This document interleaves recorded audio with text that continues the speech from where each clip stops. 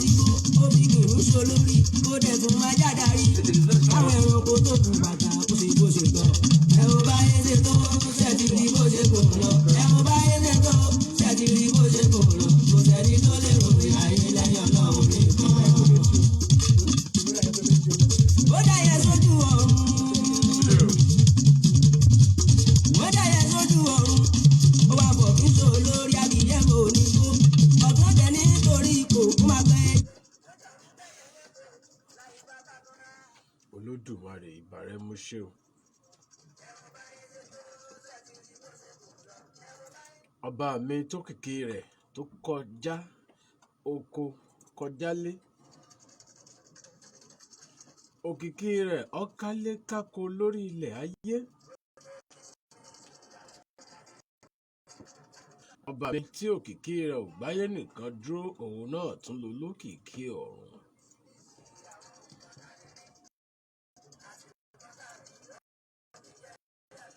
Olókìkí àtìgbàdégbà. Ìran ọmọnìyàn ni wọ́n ń lókìkí tí òkìkí wọn máa ń kájọ́ tí máa ń ka oṣù tí máa ń ka ọdún ká lápájá láàrin ọdún báyìí ṣé àsìkò báyìí ni ó jẹ́ pé òun nìkan ni wọ́n ń gbúrò rẹ̀. Ṣùgbọ́n Olódùmarè ọba olókìkí àtìgbàdégbà ni. Mo wárí fún ọ ọba mi Èdùmàrè tó gbéra rẹ̀ kábí pèpéle tí ò lè rí bọ́ láíláí fàbà. Tó tòrè ọlọ́run ọba mi Èdùmàrè.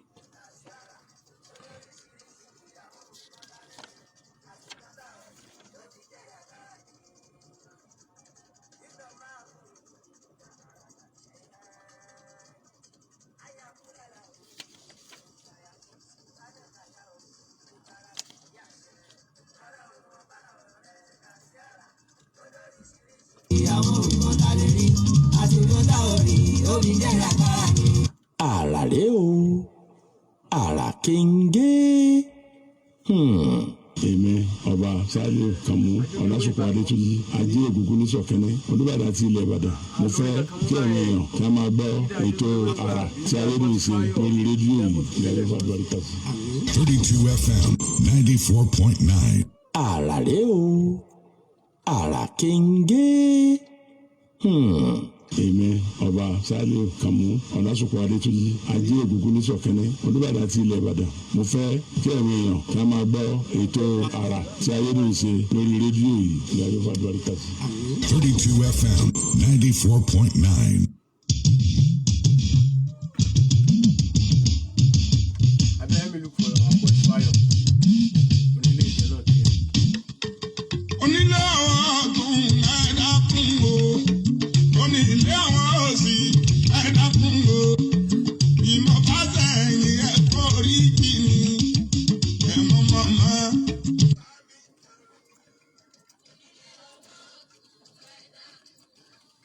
Eégún ayé ìbà o. Èṣìbà ọ̀run ìbà. Ìbà àti wáyé ọjọ́ ìbà àti wọ̀ oòrùn. Ọ̀sán gangan ìran bá mọ́kín. Kùtùkùtù ìran bá ìgbò.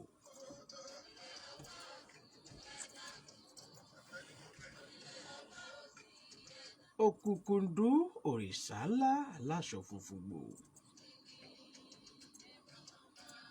Ìrúnmọlẹ̀ olùkọ̀tún. Ìràngbá rúnmọlẹ̀ olùkòsì. Wọ́n pé ẹyẹ fínfín apá mi ọ̀tún ìgbà òbí ìfínní jẹ. Ẹyẹ fínfín apá mi òsì ìgbà òbí ìpaní jẹ.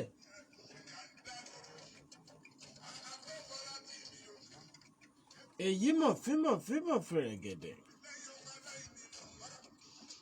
Tó tinú ọ̀gàn kó wáyé ìgbà àtàrí ní jẹ. Ẹ̀ka àṣálẹ̀ ọmọ aládé gbogbo.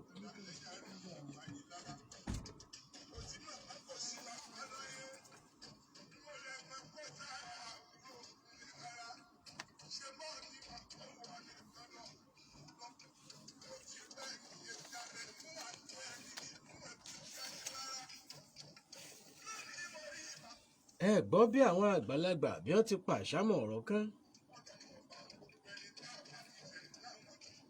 wọ́n ní èbó ò mọ̀ bẹ́nìkan ò gbàwé ilé, ará alábọ́ ni wọ́n ń ṣera wọn. ẹ gbọ́ mi dáadáa, àwọn àgbàlagbà wọ́n ní èbó ò mọ̀ bẹ́nìkan ò gbàwé ilé, ará alábọ́ ni wọ́n ń ṣera wọn. tẹ́ ẹ bá gbọ́ òwe yẹn ní àgbọ́yé, ẹjọ́ dòdò okun yín kẹ́yìn náà ronú sí i. kẹ́ ẹ mọ̀ wípé àwa ọmọ Yorùbá òun náà ni ọ̀rọ̀ àgbàlagbà yẹn ń bá wí. àwa ara wa náà là ń fẹ̀dí ara wa síta. àwa ara wa náà là ń ṣera wa. bí àwọn kan bá ti ń gbé òkè bẹ́ẹ̀ làwọn kan ó tún máa gbé e wálẹ̀ nítorí ìmọ̀ tara ẹni nìkan. ẹ torí pé ẹ fẹ́ dépò, ẹ fẹ́ ga láyé, ẹ fẹ́ lọ́lá, ẹ fẹ́ jẹ́ èèyàn, ẹ sì ń ta àwọn ọmọ ìyá yín Yorùbá, ẹ ń ta àwọn sóko ẹrú, ẹ ń ta wọ́n sí ọwọ́ àwọn tí wọ́n ò mọ̀ fi gbá gún wọn nímú. bí wọ́n bá pé ẹ mú, ẹ lé, ẹ ṣá, ẹ bò ó, ẹni tí wọ́n ń wí bẹ́ẹ̀ fún kọ́sàrà bojú wẹ̀yìn, ẹ sọ fún pẹ́ni àkọ́kọ́ tí ó kọ́kọ́ rí ara ilé rẹ̀ ni. bí kò lé ọba pa ni, kò sí bàbá ńlá kú tòde tó lè wọlé tán ni. kọ́rọ̀ mi ọmọ yé àwọn ọlọ́gbọ́n kó sì mọ yé àwọn olóye. ṣé lówe là á lùlù àgídìgbò? wọ́n ní ewé kókò ni wọ́n fi ṣe gamgamu là á fi lù ú, kò sì gbọ́dọ̀ yá. ìran ọlọ́gbọ́n àwọn ni wọ́n ń ṣe kíni, àwọn ni wọ́n ń gbọ́ lágbọ́yé tí wọ́n sì mọ mújó rẹ̀.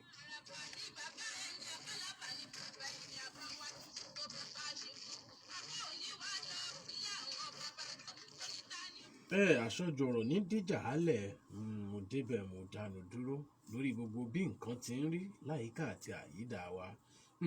òfúfúrá ọ̀yẹ̀yẹ́ra wò, ọmọ aládé ẹja fura, ẹja ayẹra wa.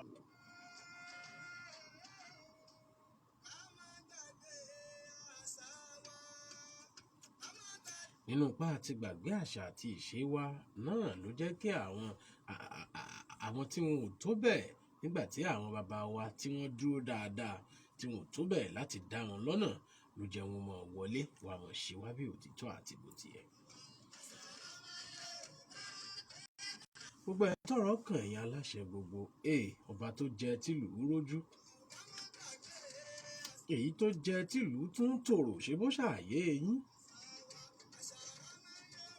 kò sí kankan ń bẹ̀ tí ìtàn ó gbàgbé. nítorí o bá kàn fẹ́ kí ìtàn sọ nípa rẹ̀, òun ni kò gbórí àpèrè ṣe.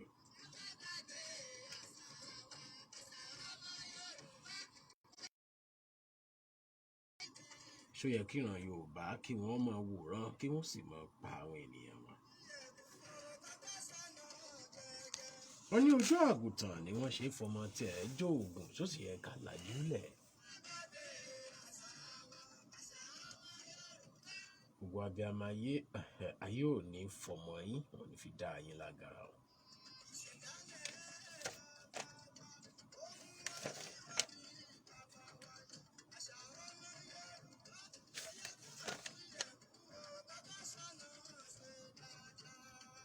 gbogbo ohun tẹ́ ẹ bá bí lọ́mọ, Èdùmàrè ò ní ṣe wọ́n ní ìjákulẹ̀. ìran ìjákulẹ̀ tó já ní ìjákùjá nínú oko, ó fún ká pẹ̀rẹ̀pẹ̀. láìkọ̀ tí kíto lóko gbé. ẹ wo, ẹ jẹ́ ń darí kúrò lápá abẹ́ o, torí ẹ̀mí ọ̀rọ̀ lágídí púpọ̀. bó bá ti gbé èèyàn wọ̀ bí èèyàn bá ń tẹ̀lé lọ tí ó fi já èèyàn síbi tí èèyàn ò fẹ́, èèyàn ò ní mọ̀.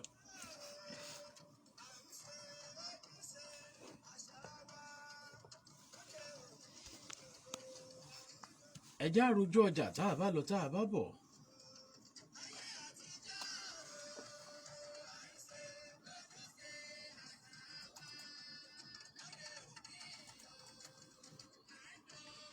àmọ́ wọnú ètò àrà lódìdí fún tàṣálẹ̀ ètò ní. ẹ̀ǹlẹ́ ń bẹ̀ wọn ẹ kú kalẹ̀. àṣà wa lóde òní o à ń dojú àṣà bolẹ̀ lọ. ayé àtijọ́ o. Our friend Oliver is what you call a man with a huge appetite. Gigantic, actually. And if there's one phrase we have come to know Oliver for, it is this. More data, please. No matter what we offer him. More data, please. So, guess what we did? We heard Glow created new data plans for people like Oliver, and we got him exactly that. And guess what Oliver said? Excuse me, please, is this all for me? Only me? Now, Oliver certainly has more than enough data. All thanks to the Glow Mega Data Plans. With the longer validity you get on Glow Mega Data Plans, you can work from home with ease, run your business better, download non-stop, stream music and movies endlessly, learn online, and share data with anyone. No worries. Get 225 gigabytes at 30,000 Naira for 30 days, 425 gigabytes at 50,000 Naira for 90 days, and 1 terabyte at 100,000 Naira for a year. Dial *777# now to start enjoying these mega plans. Glow Unlimited. ìtẹ̀síwájú nínú ìmọ̀ ló ń gbéni dókè téńté láwùjọ. Federal Cooperative College Ìbàdàn ti tẹ́ pẹpẹ ẹ̀kọ́ fún olúkúlùkù láti wá gba tiẹ̀. ó ti pẹ́ tá a ti ṣàgbékalẹ̀ ilé ẹ̀kọ́ Federal Cooperative College tí àwọn akẹ́kọ̀ọ́ bẹ̀ sì ń ṣe dáadáa. bí ìpele ẹ̀kọ́ diploma ṣe wà ní National Diploma àti Higher National Diploma ń bẹ nínú àwọn ẹ̀kọ́ bíi Cooperative Economics and Management, Business Administration, Accounting, Marketing, Computer Science àti bẹ́ẹ̀ bẹ́ẹ̀ lọ. tó o bá sáà ti ní credit 5 nínú English, Maths, Biology tàbí Agric Science àti àwọn iṣẹ́ méjì míì ó kéré tán 2 sitting nínú ìdánwò WAEC, GCE, NECO tàbí NABTEB á jẹ́ wípé ó ti perégedé láti ní admission sí Federal Cooperative College Ìbàdàn nìyẹn. ètò ìgbaniwọlé sí full time àti part time lọ lọ́wọ́lọ́wọ́. ìwọ sáà ti tètè lọ gba fọ́ọ̀mù tiẹ̀ lónìí ní Federal Cooperative College lẹ́gbẹ̀ẹ́ FAMIC Ẹlẹ́yẹlé Ìbàdàn 08038319232 tàbí 07038853407 Federal Cooperative College Ìbàdàn, ìgbésókè nínú ìmọ̀ ìwé. Yálùmọ̀ gbàgbé ogun àtàgbàrà nílò láti máa ṣiṣẹ́ akọni. Bí Yálùmọ̀ bí tàbá ń bẹ lárọ̀wọ́tó mi, kì í rẹ̀ mí o. Ẹ̀mí wọn naturalist care limited ló ṣe o. Yálùmọ̀ bíta, ó yálùmọ̀ kára, yálùmọ̀ gàrà. ọ̀kasani tó ń gúnmọ̀kùnrin kàkà bàtà ṣiṣẹ́ bí àyìnlá lágọ̀ ara. àkàmọ́yé gbòógì ni wọ́n fi ṣẹ̀dọ̀ Yálùmọ̀ bíta tó ń fúnni lókun àtàgbàrà tá a nílò. láti máa fakọyọ ṣẹṣẹ akọni. kọ́pá yìí ó náà tọ̀tọ̀ kára ó yá gágá. Yálùmọ̀ bíta ni o. NAFDAC fún tẹ̀lú. ilé-iṣẹ́ mi One Naturalist Care Limited ló ṣe. ó wà number 17 ọba Akínyẹlé street off Adéògùn Aláàfin Avenue Olúyọ̀lé Estate Ring Road Ìbàdàn. telephone 08052255073 àti 08034051533. Yálùmọ̀ bíta sì wà ní chemist àti pharmacy stores lágbègbè rẹ̀. tójúmọ́ la lágbàtà ẹ̀ pọ̀ sí. Yálùmọ̀ bíta sky ó kọjá bẹ́ẹ̀. Honey, must you go? Baby, no, I must. Besides, you can always video call me. Hey, what if your battery runs out? I've got my power bank. Hey, and when your power bank runs out? Babe, I've got my laptop. Okay, wait. What if your data runs out? Babe, you know we never run out of data. Never run out of data with Airtel Home Broadband Unlimited Ultra plans. Enjoy unlimited data with no speed cap plus extra data daily, so you never have to worry about running out. Visit www.airtel.com.ng/HBB to get started. Babe, but I just left the house. Yes, honey. It's video calling all the way. Airtel, the smartphone network. máa wò mí bí mo ṣe fẹ́ yín. Mo ń gbọ́ 32 FM. 32 FM 94.9. Àràré o, àrà kéńgé.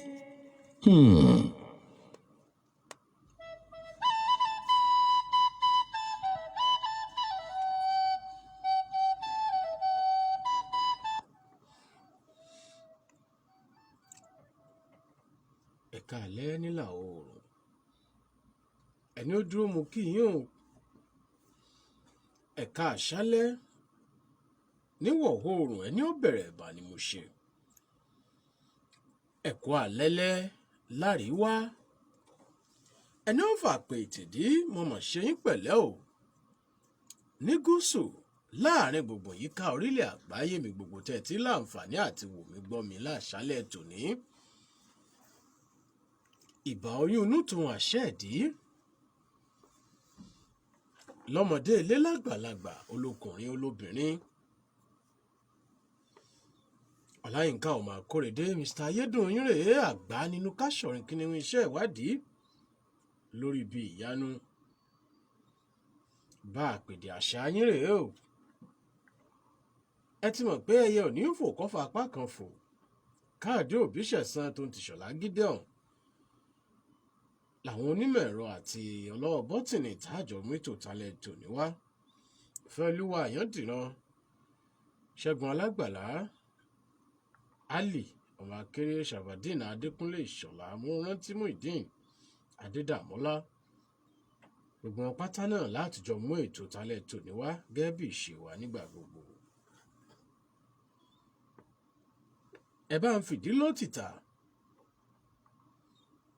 bẹ́ẹ̀ ni kẹ́ ẹ mú pèpé jòkó ẹ̀fẹ̀yìntì kẹ́ ẹ gbọ́dí ọ̀rọ̀ gègé àti tákàdá yín kọ́ ṣe ti gbé fọ́nrán káàkán lẹ́yìn.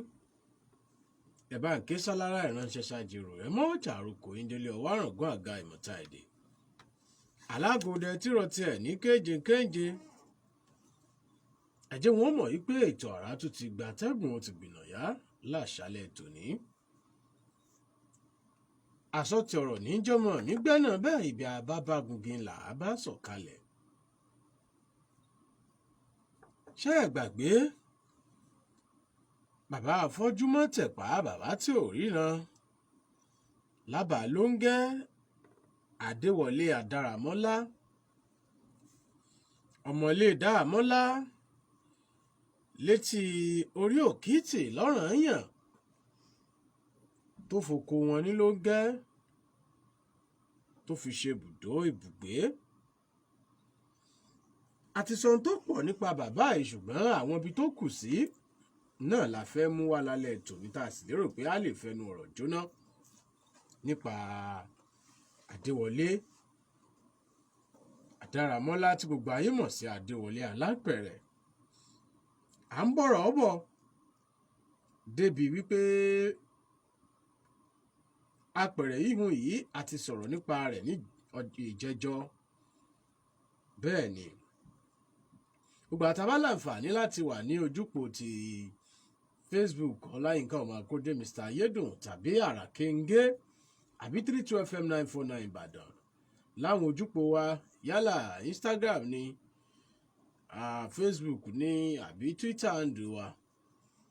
a rí fọ́nrán kékeré kan tá a fi síbẹ̀ níbi tí bàbá yìí tá a dúró wípé bàbá ó ná wọn wákàtí 6 ẹnu iṣẹ́ la wà àfẹ́kẹ́ ṣe hàn wá bá àti ẹ̀rí gbogbo yòókù tí àgbà ti dé kò ságbára láti kọ̀pẹ́ mọ́ kò ságbára láti sọ pé ẹ fẹ́ rìn lọ sóko mọ́ ó tẹ̀ pé bàbá rin ìrìn ìwọ̀nba díẹ̀ tí wọ́n lè rìn láti ilé wọn sí mọ́sálásí láì jẹ́ pé bóyá ẹnìkankan ó fà wọ́n dání àbí wọ́n lo ọ̀pá àríyàn wọ́n fi hàn wá wípé lóòótọ́ ni bàbá máa ń dárìn láì lo ọ̀pá àbí tẹ́nìkankan ò já látọ̀nà wọn.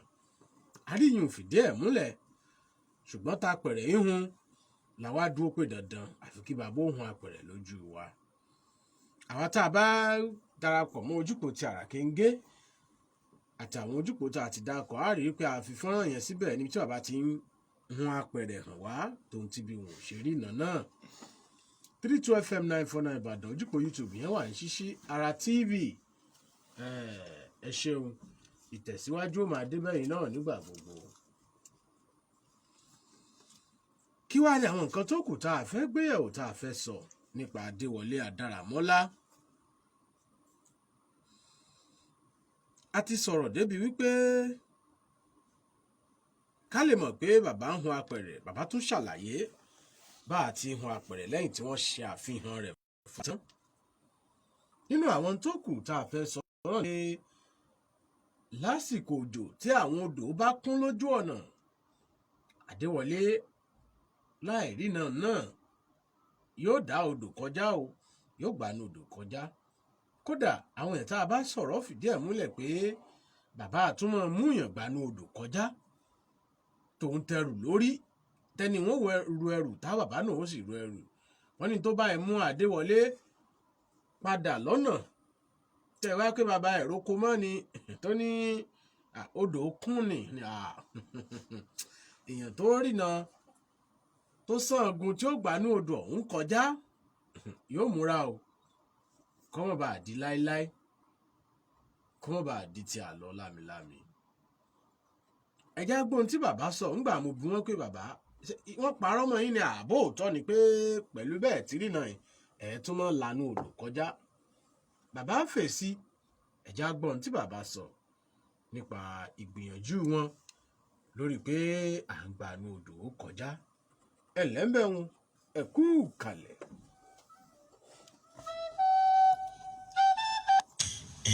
Bàbá nípa tọrọ àfodò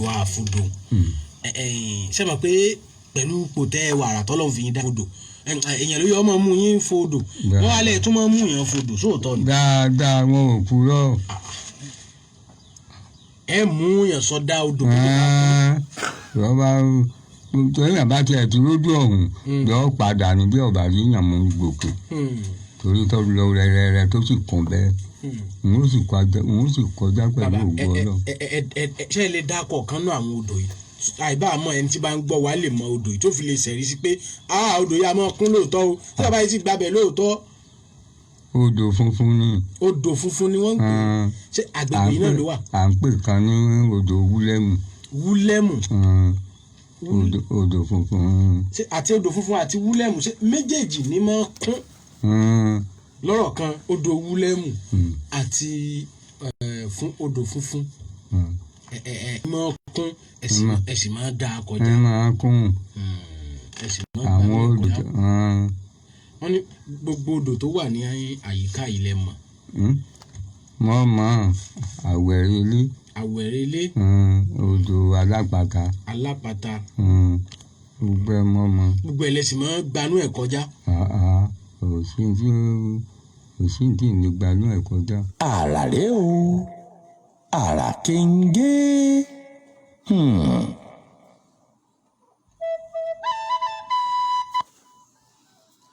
ṣe mọ̀ pé ńgbà tá a dé Lóńgẹ tá à ń béèrè bàbá yìí làwọn èèyàn ń sọ fún wa pé Adéwọlé Alápẹ̀rẹ̀ lẹ́ ń béèrè torí pé ìta gbọ́ gangan tó ṣe wá lè mọ̀ gangan tá a torí ẹ̀ lọ ni wípé bó lẹni tí ò ríran ṣe lè máa kọ̀pẹ́ tá a mọ̀ wípé kì í ṣọ̀pẹ́ nìkan ni bàbá yìí ń kọ ń dáko nítorí hun apẹ̀rẹ̀.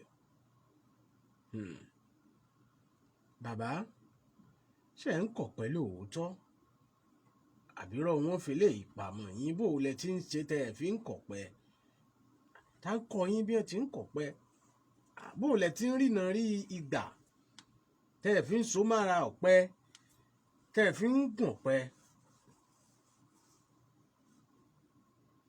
àbí bàbá léèrè bàbá sì ṣàlàyé á mú àlàyé ọ̀hún wà tẹ́ fi tara yín gbọ́ ṣùgbọ́n ẹ̀já àròjù ọjà ẹ̀lẹ́mbẹ̀rún ẹ̀kú ìkàlẹ̀.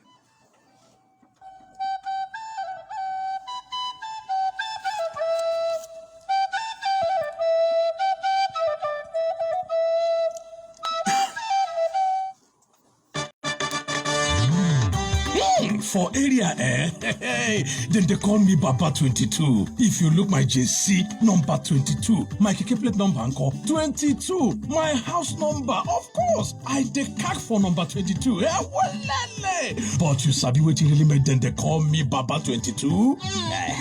Now because I dey groove 22 times bonus on top every recharge. Yes, so if you don't take when you use your glow line, reactivate now, make you begin enjoy your own Ogbonge 22 times bonus on top every recharge. It dey pay to reactivate your glow line. Unlimited. Uncle Dentist, what be cavities and how Colgate take they protect my teeth from cavities? Shey they use comfort?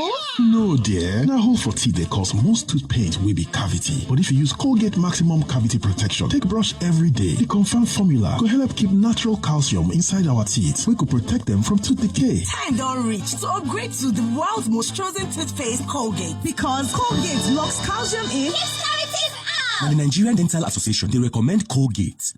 Iléeṣẹ́ Delos Multinational Resources Limited tí sojúlówó alágbàtà good man herbal package káàkiri ilẹ̀ Yorùbá tún ti gbé tuntun dé o. Ètò ẹ̀dínwó eléyìí tún ká yàtà kọjá bẹ́ẹ̀ lórí ọjà wa good man herbal package láti 20,000 naira. Tàǹtà tẹ́lẹ̀ ìyẹn good man herbal package. Ọ̀kan ògùn tá a fi wí àti gbòógì àwọn bàbá ńlá wa ṣe pẹ̀lú oúnjẹ NAFDAC láti mú wálẹ̀ báyìí sí 10,000 naira. Fáǹfààní èèyàn péréte láti gbáṣẹ́ àwò. Tọ̀rọ̀ sókè iléeṣẹ́ Delos tún ṣe tá àti gbé súnmọ́ yín níbikíbi tẹ́ ẹ bá wà. Ìyẹn owó rẹ̀ ọjà rẹ̀ pay on delivery fún gbogbo ẹni tó ní ẹ bá jì tàbí tí ò sí nìbàdàn. Ẹ̀yin ẹ̀ṣẹ́ ti pé 08039308173 tàbí 08157783655 tàbí kẹ́ẹ̀kan sí wa ní nọ́mbà 4 Akodu Crescent Fẹ́lẹ́lẹ̀ Street Ọmọgàfọ́ bus stop Challenge Ìbàdàn. Ìparí January oṣù kìíní ọdún yìí ní ọ̀kasẹ̀ ńlẹ̀. Máa wò mí bí mo ṣe fẹ́ yín. Mo ń bọ́ 32 FM. 32 FM 94.9. Àrà rèé o, àrà kéńgé.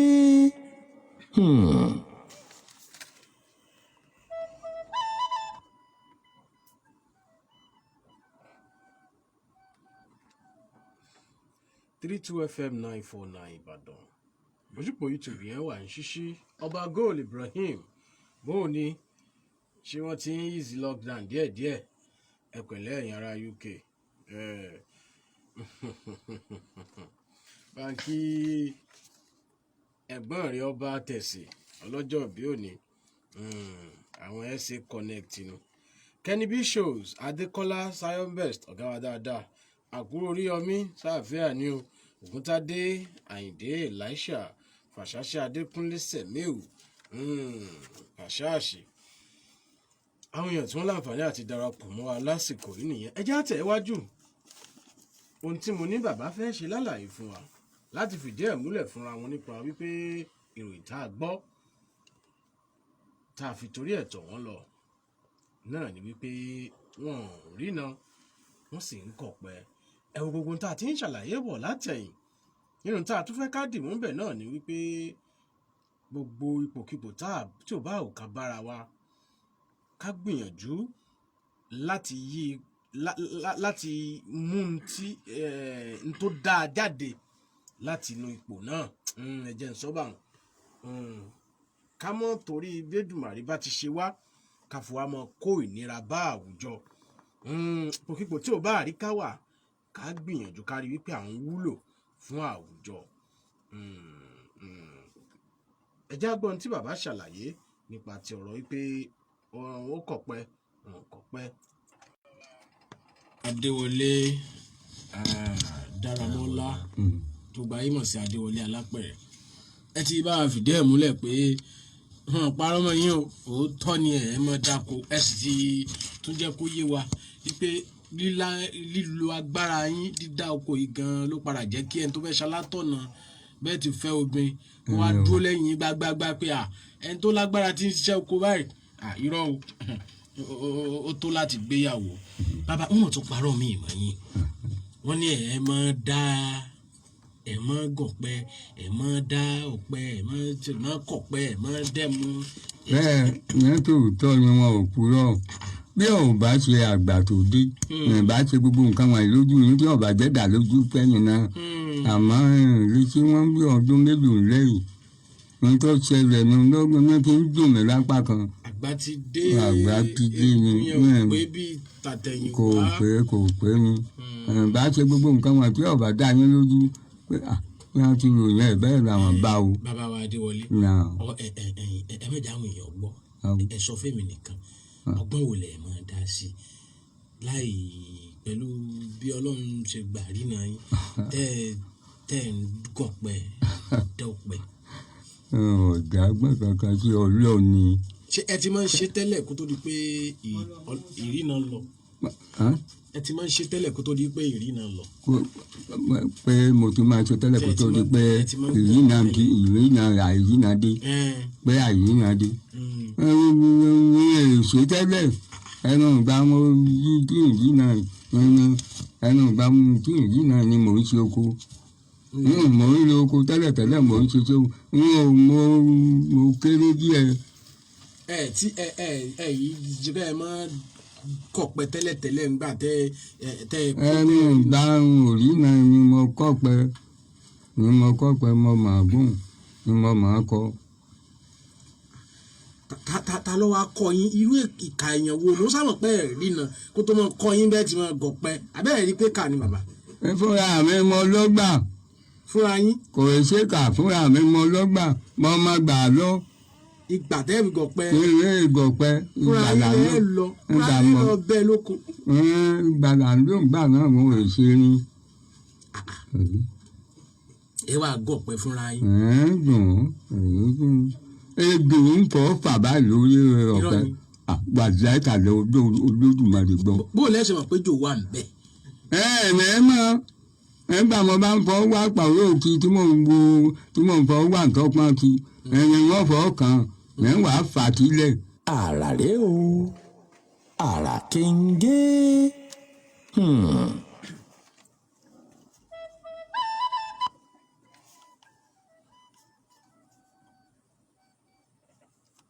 ẹ gbọ́ àlàyé ọ̀rọ̀ lẹ́nu bàbá fúnra wọn. ẹni tí ó parọ́ yóò pe ẹlẹ́rìí òun ń bẹ lọ́run. a bá àwọn èèyàn sọ̀rọ̀ bó tilẹ̀ jẹ́ pé àsìkò ò sí fún wa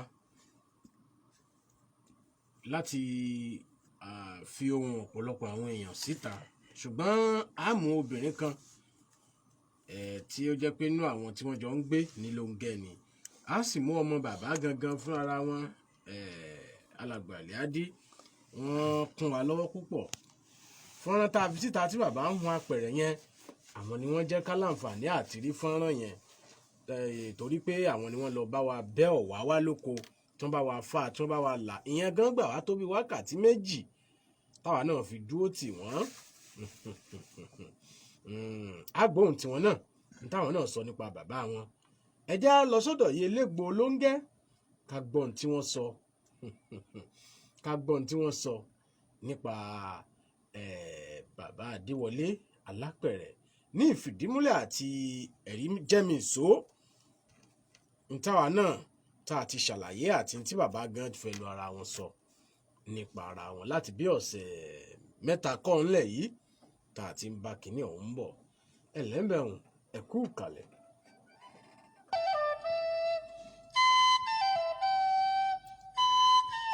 èmi ni Bọ́látùmí. kílẹ̀ pé. Bọ́látùmí ìta baálé ilé Ìyálóde. ilé ọkọ mi ilé Olómù. ilé Olómù ìta Olómù àpèrè. mama ṣé ẹ mẹ́ni tí wọ́n ń pè ní Adéwọlé Alápẹ̀rẹ̀. mo mọ Adéwọlé Alápẹ̀rẹ̀ dáadáa o. báwo lẹ ṣe mọ̀ wọ́n sí. bàbá dáadáa ni bàbá alálùbáríkà ni ó sì bí ọmọ alálùbáríkà ṣùgbọ́n ṣẹlẹ̀ ńgbà tó ti ṣẹlẹ̀ sí wọn láti kékeré agbọ̀n tí wọ́n hun náà ló dàbí pé Ọlọ́run fún aláṣẹ rẹ̀ tí wọ́n sì fi ń jẹun. ẹ̀yin náà kàn wọ́n mọ iṣẹ́ pé wọ́n kàn ń pè wọ́n ní Alápẹ̀rẹ̀ wọ́n ń hun apẹ̀rẹ̀ lóòótọ́. wọ́n ń hun apẹ̀rẹ̀ ni wọ́n sì ń kọ̀ pé láṣẹ ẹ̀tọ́ Ọlọ́run. a máa sọ fún ọ yí pé ọ̀pẹ tó bá pọ́n bàbá bò lẹ ṣe mọ̀ sí wọn á ní táwọn ti fọwọ́ kàn tó bá ti lọ́wọ́ ọ̀rọ̀ èyàn ọ̀pọ̀n nù tó bá tutù dòdòdó èyàn ọ̀pọ̀n nù. yẹn nígbà wọn bá ti gọ̀pẹ́ lókè wọn ó sì gòdókè pẹ̀lú ògbó Ọlọ́run tó bá ti fọwọ́ kàn. tó bá ti lọ́wọ́ ọ̀rọ̀ wọn á ní èyàn ọ̀pọ̀n nù tó bá tutù dòdó wọn á ní kọ̀pọ̀n nù wọn ó kú òǹbẹ wọn á tán yí ipò. wọn fi mọ ètò ẹkún wọn kọ fún yín. wọn tàn yí ipò wọn ó tàn kọ ṣùgbọ́n gbà tó di wípé wọ́n ń gun ọ̀pẹ tí wọ́n ń bẹ́ ejò ni wọ́n ní kí wọ́n stọ́ọ̀bù rẹ̀ kí wọ́n má gun ọ̀pẹ mọ́. bàbá tó máa péjò lórí igi ọ̀pẹ lẹ́ ń sọ wọn. a tó máa tíra ìyẹjò bá ti àfọwọ́kàn tó di pé ń lọ ọmọ wọn lọ́wọ́ tó ẹ má gọ̀pẹ mọ́. ṣùgbọ́n àgbọ̀n rẹ̀ tí ń hàn yìí wọ́n dàbí pé ni wọ́n wọ́wọ́ rẹ̀ dáadáa ní mọ̀mù ní àmọ̀wé ẹ̀ dáadáa mọ̀mù. àpẹẹrẹ wọn agbọn wọn làwọn ará mọ̀mù máa ń lò. ní wọ́n máa ń lò gẹ́gẹ́ bí òṣùwọ̀n tí wọ́n mọ̀ tó sì yé wọn sí. òṣùwọ̀n fún kínni. òfòbí láti fi fún obì àti jèrè gbogbo nǹkan èso ogi ọwọ́ wọn ni bọ́sàtà tó bá ti kàn wọ́n ti mọ iye tí a lè rà. Àrà rèé o, àrà kéńgé.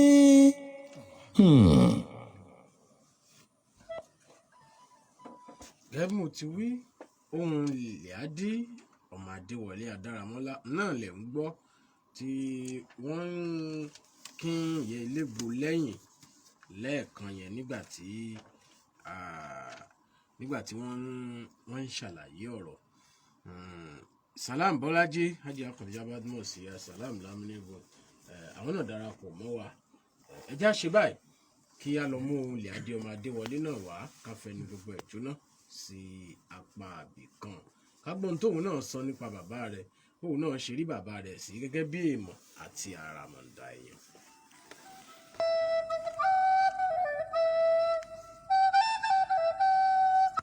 Ẹ bá wa dárúkọ yín. Alhaji Adéwọlé Dáramọ́lá. Báwo lè ṣe jẹ́ sí Adéwọlé Alápẹ̀rẹ̀? Bàbá tó bí mi ni Adéwọlé Alápẹ̀rẹ̀. Ipò kí ló lẹ́wà nú àwọn? Ipò kejì. Ipò kejì. Obìnrin ló ṣáájú yín àbọ̀kùnrin? Obìnrin. Ẹ̀yin gẹ́gẹ́ fúnra yín báyìí ẹ ti tẹ́ ní ọdún mélòó báyìí? Ìdílélógójì. Ẹ ti lé lógójì. Ǹjẹ́ bẹ́ẹ̀ ti gbọ́ ìtàn bàbá tó bí lọ́wọ́ ṣe lè fojú dà tó iye ọdún báyìí? Díẹ̀ ni wọ́n fi dín ní 100 ọdún. Díẹ̀ ni wọ́n fi dín pẹ̀lú ìwòye pé àìgbà báyìí wọ́n bí wọ́n dábàá àwọn kan kábíyèsí olódò. Kí lẹ lè sọ ní tó máa ń ṣe yín gan lè mọ̀ pé lójú ọba yìí ṣe gan èmi tí mo lójú yìí lè ṣe kí làwọn nǹkan yẹn tẹ́ ẹ mọ̀ táwọn bàbá yín ṣe tó jẹ́ ìmọ̀ fẹ́yìn gan.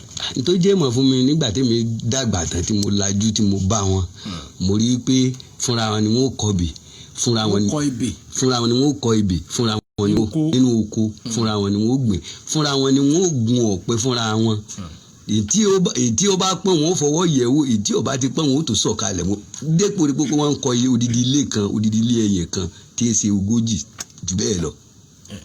Lẹ́yìn ìgbà tí wọ́n bá tán kọ ọ̀pẹ yẹn tán wọ́n ó tún wá ṣẹ̀ṣẹ̀ hun agbọ̀n méjì lójúmọ́ kan oṣù ni wọ́n ó sì tó sanko. Ẹ jẹ́ káwọn tí wọ́n mọ̀ nípa iṣẹ́ oko àbí iṣẹ́ àgbẹ̀ kí wọ́n gbọ́ àgbọ́yé ń tẹ́ gbàlérò pẹ̀lú odidi ilé ẹyìn kan yẹn. Odidi ilé ẹyìn kan yẹn jẹ́ 40. Yẹn ni pé lórí ọ̀pẹ. Ìwé sórí ọ̀pẹ kan èyí tí wọ́n kọ lẹ́yọ kọ̀ọ̀kan gbà tá a bá kà. Ókè tá a bá ti kà tó pógójì wọ́n ti kọ́ lé ẹyìn kan. Wọ́n ti kọ́ lé ẹyìn kan ni wọ́n wà ń kọ ìkan àbọ̀ pẹ̀lú táìrì. Lójúmọ́ wọ́n sì tó hun gbọ̀n méjì. Nígbà òdi pé àwa wa ń dàgbà irú àgbẹ̀ tán bá hun yẹn àwọ̀ wà bọ́n kiri lọ. Láti lọ ta. Láti fi gbọ́ bùkátà láti fi jẹun. Kábíyèsí èwo ni ẹ wá bá lọ́wọ́ bàbá tẹ́ ẹ lè ṣe nínú àwọn nǹkan tí bàbá ń ṣe? Èmi mo lè hun gbọ̀n. Ẹ lè hun gbọ̀n. Bẹ́ẹ̀ ni mo sì lè dáko. Ẹ lè kọ̀pẹ́. Nígbà tí mo rí pé àbúrò mi mọ̀ pé ẹ̀kọ́ èmi náà ti kọ́ tí mo mọ̀ ọ́ kọ́ àmọ́ mo wá wò wípé èmi báwo ni bàbá tòun ta ẹ̀rí ló ń kọ adúrú ọ̀pẹ tó bá èmi náà tó wá jí nídìí àárọ̀ tèmi náà tó wá jẹ́ pé ní ọ̀pẹ lèmi náà tó wá máa kọ nínú agéjù lèmi fi wò pé jẹ́ kí n pátì àbúrò tèmi tó tó ajọ́kùnrin òun mọ̀ pé ẹ̀kọ́. Àrà rèé o, àrà kéńgé. +234 906 2000 949 009 7000 949. Ẹ fẹ́ wí nǹkan kan ẹ fẹ́ sọ nǹkan kan nípa ọ̀rọ̀ Adéwọlé. Hello ẹ káalẹ́ o. Hello orúkọ yín àti ibi tí ẹ ti ń pè. Hello à ń gbọ́ yín ketekete. Àwa ń gbọ́ yín tẹ̀yìn ò bá gbọ́ wa lóko. Ó ti rí lápọ̀dọ̀. Sunnywise olówó. Hello. Kí Káyọ̀dé kó súnmọ́ wa ń bí o.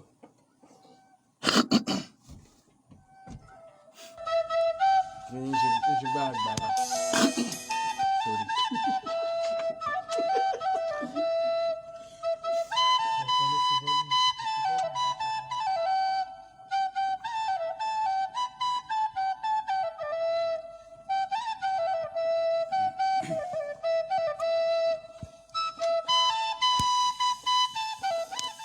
Hello. Hello, ẹ káalẹ́ o. Ẹ káalẹ́. Orúkọ yín àti ibi tí ẹ ti ń pè. À ń gbọ́ yín.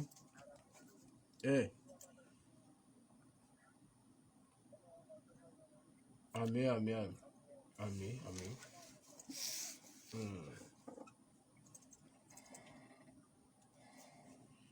Káwo èèyàn kan sí kó tó di wípé á láǹfààní àti máa lọ. Bí ọ̀rọ̀ Adéwọlé Alápẹ̀rẹ̀ bó ti jẹ́ inú ni o. Àrà TV wọ́n béèrè fún àwọn fọ́nrán yẹn. Hello, ẹ káalẹ́ o. Hello. Orúkọ yín àti ibi tí ẹ ti pè. À ń gbọ́ yín.